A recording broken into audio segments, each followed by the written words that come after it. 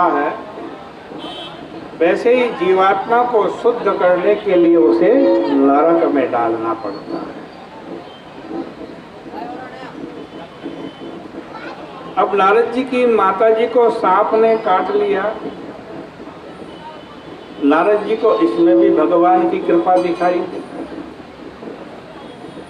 अकेले उत्तर दिशा में निकल पड़े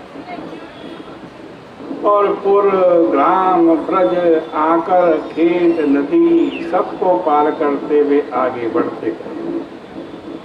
तरह तरह के चित्र विचित्र दृश्य देखते हुए घोर वन में पहुंचे, जहाँ बड़े बड़े भयंकर पशु थे।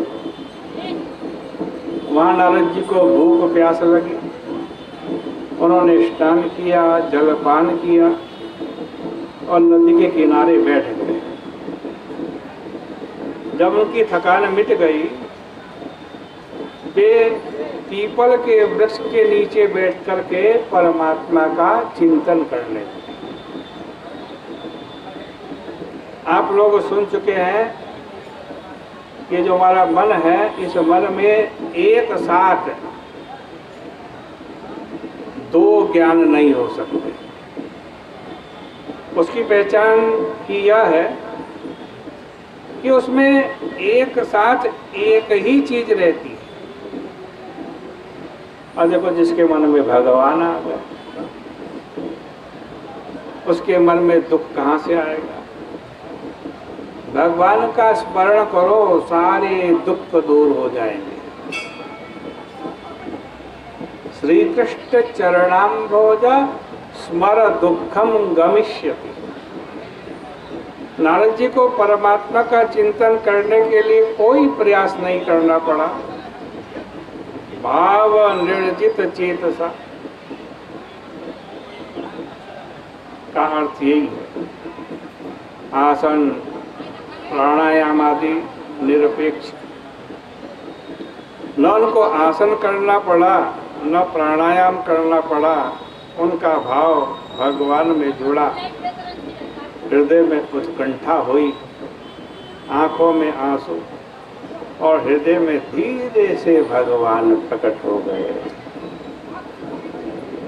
धीरे से कहने का अभिप्राय यह है कि नारद जी को अपनी ओर से ध्यान के लिए कोई जोर नहीं लगाना पड़ा। भगवान जो है वो स्वयं नारद जी के हृदय में प्रकट हो गए।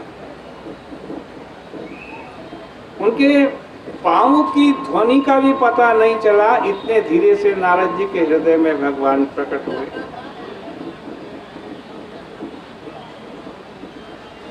यहाँ लिखा, हृदयासीन में जनैर हरि। नारद जी का सारा शरीर प्रेम से रोमांचित हो गए, प्रफुल्लित हो गए। उनको इतना आनंद आया कि मानो वे आनंद की बाढ़ में डूब गए। उनको न तो अपना ख्याल रहा और न ही संसार का ख्याल रहा। केवल भगवान का प्यारा प्यारा रूप उनके सामने रहा। भगवान को आज नारद जी के हृदय में ही बैठे रहने दो। कल जब अंतर ध्यान हृदय से हो जाएंगे, तब नारद जी क्या करेंगे इसकी चर्चा करेंगे।